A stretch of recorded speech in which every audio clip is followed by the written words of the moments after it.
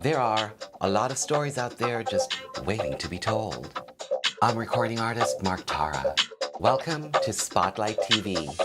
Spotlight, shine bright tonight. Time for you to step into spotlight, shine bright tonight. Time for you to step into spotlight. Hello, and welcome to Spotlight TV. On today's episode, we spotlight the launch of North America's first WorldPride right here in Toronto. It all starts at the Hilton, so let's see who we caught up with. Spotlight. Having WorldPride in Toronto is an amazing, amazing privilege for our city to be able to celebrate the things we've accomplished and to share that with the world, but also through the Human Rights Conference to be able to learn from other organizations, other places in the world of what's going on. As wonderful as it is here, there are still 68 countries where we would be arrested for being in a gathering, and in 8 of those countries I would be executed simply for being gay.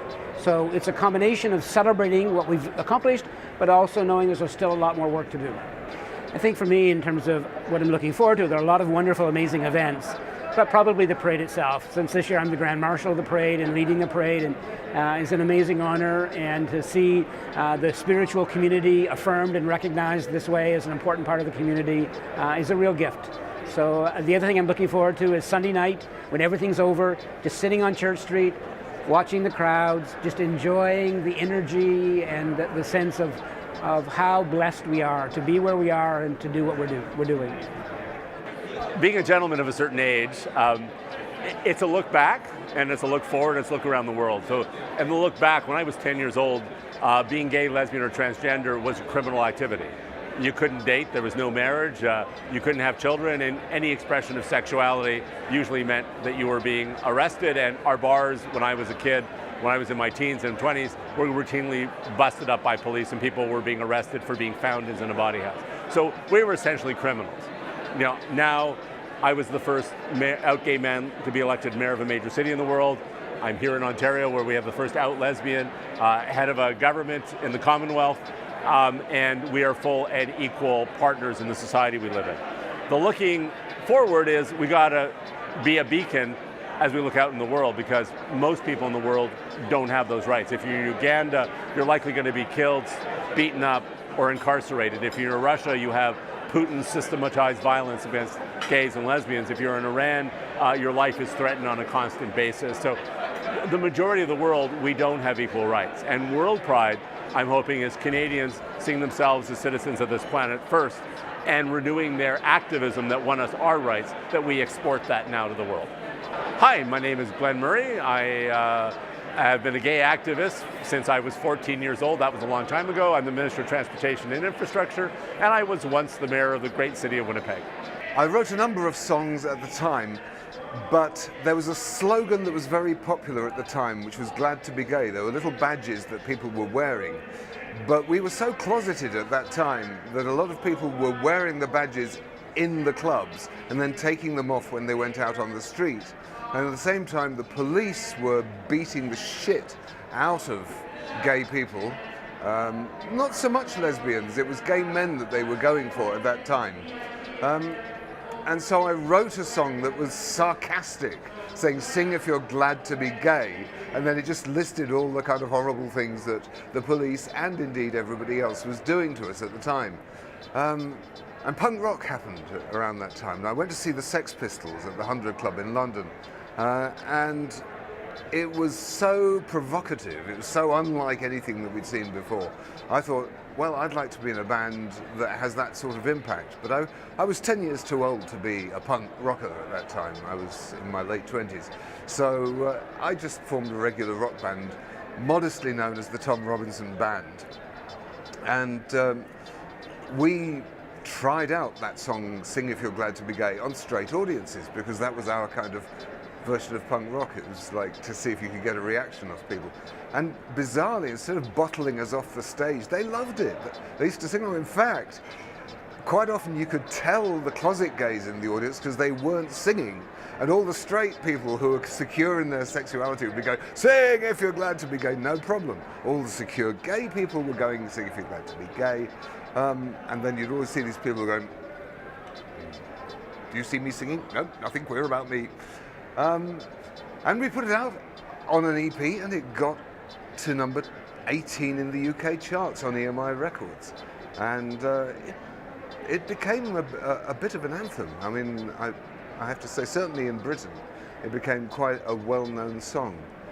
Hi, my name's Tom Robinson of the modestly named Tom Robinson Band, who had the distinction of getting a song called Sing If You're Glad to Be Gay into the UK Top 20. And although my domestic circumstances have changed a little over the years, I still stand by every word. Myself, I worked in media for 27 years through different publications. In the last 8 years, I acquired the Pink Pages directory, which is now, this year is celebrating its 25th anniversary. We're going Ontario-wide in print and Canada-wide online. We also published Pink Play Mags, which has been around for 7 years now. It's a seasonal magazine for the LGBT community that touches on social issues, community issues, travel, holistic advice, that sort of stuff. And in the last couple of weeks, we launched a new magazine called The Buzz. And The Buzz is going to be 6 times a year in print as well online. We're going to have a Buzz TV where we're going to be covering different events, entertainment, parties, all that sort of stuff in the community. Along with also, we're going to be launching an app for The Buzz very soon as well. I actually was the chair of marketing and communications for WorldPride for the last 4 years. And in the last year, I was sitting on the community involvement committee. I'm looking for really to see all the accumulation of all the hard work by hundreds of people who put such an amazing time. And I'm looking forward to actually see the world here. My name is Antoine Hashim. I'm the president and chairman of the board of the Inspire Awards. I am also the publisher of the Pink Pages directory, Pink Play Mags, and the Buzz magazine. The Mr. Gay program operates worldwide on both a regional, national, and international level. It's a program designed to inspire and encourage LGBT members to get involved in their community and develop, create, and find empowered, positive role models that can become spokespeople for the community and work together to find solutions to the various issues that our communities still face across the world. It's been a rather intense year, to be honest. The first part of it being more sort of facilitating the things that I needed to do within myself to figure out what it was I was going to present out to the world. The particular events that I wanted to attend, the particular causes I wanted to represent, and those that I wanted to further from my personal own standpoint as well. And then the latter part of the year has been spent traveling and seeing the wonders that the global gay community has to offer. And when I say the gay community, I mean the inclusive LGBT+ community. And it has been an immensely fruitful year and really an eye-opener. Coming from New Zealand, we come from quite a small community, but coming to something so vast as the world, you really kind of appreciate what it is to be a part of that community in its global sense. Coming to Toronto is an amazing experience as well. Being here for WorldPride is just something quite spectacular because you are kind of one of the pioneer countries of gay rights around the world, and to see how it all works here and how far it's come, it's kind of almost looking into the future for those countries that haven't got anything at the moment, and it's a beautiful place, and I'm excited to be here. Hi there, I'm Christopher Allwage, and I'm your Mr. Gay World 2013 here in Toronto, all the way from New Zealand. Pride to me is an opportunity for our community to be visible and to be heard, and not just our LGBTQ+ community, but our allies as well. I think we've progressed to a point where it's about our entire community working towards a goal, which is a better future for all of us, a safe and secure environment where everyone can grow up, learn, create a business, and just enjoy life. And I think we're also in the day and age where we don't live in isolation.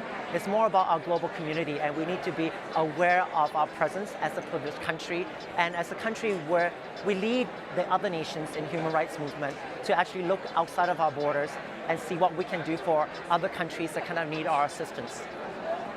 Hello everyone, I'm Christopher Wee, Mr. Gay Canada 2014, and I'm from Vancouver. It's such an honor to be here in Toronto for WorldPride, and I look forward to my time here, especially the Human Rights Conference.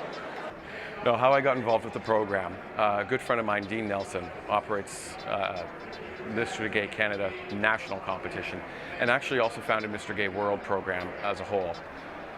We've been working together for a couple of years on another project of his WorldPride out in Whistler, BC. And as the relationship continued to grow, what he was looking to do was expand the Mr. Gay Canada program further east across our country. So he asked me to take on the Ontario role, and it just seemed like the perfect partnership for us to be able to cross-promote all of our events and work together. Hello, I'm Ian Watson, the executive producer of Mr. Gay Canada, Ontario. Pride, for me personally, is an opportunity to share the joy. There's a genuine joy around the coming together that Pride represents. So much of the year is spent dealing with overt or hidden homophobia, issues of uncertainty around what it all means. And for this brief time in the year, it's a chance to genuinely celebrate, authentically present yourself, and have that embraced. And that just feels so good right here that, yeah, I wouldn't miss it for the world. My name is Michael Scully, and I'm the general manager of the Church Wellesley Village BIA. 1 week from tonight, on June 27th at 7 p.m. at Isabella and Bloor, Isabella and Church, is going to be the WorldPride Trans March.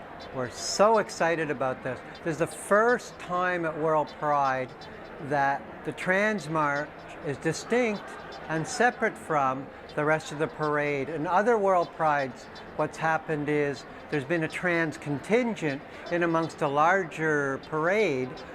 This time, we've actually had a trans march since 2009 in Toronto, and sometimes that's been part of Pride Toronto, and sometimes people have marched independently of Pride Toronto. And a lot of that was a fight over getting from Church Street onto Yonge Street. Last year we marched on Yonge Street, and this year we're going to march on up Church to Bloor, over to Yonge, and down Yonge to Dundas Square, where there's where people will be free to disperse at will.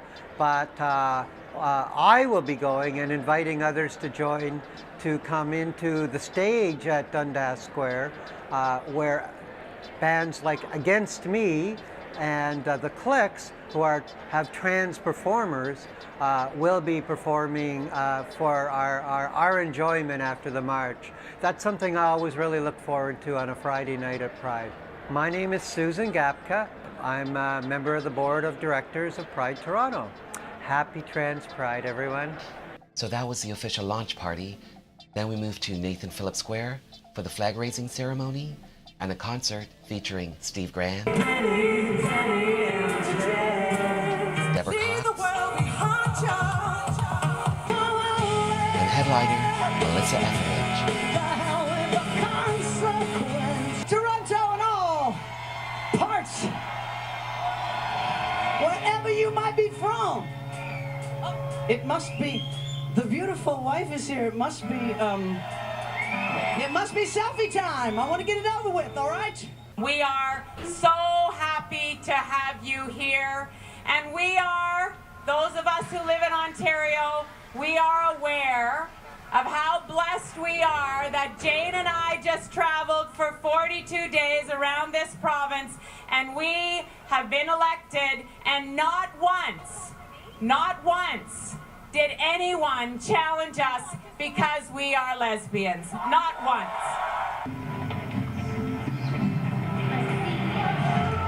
The evening culminated with an amazing display of fireworks and lasers.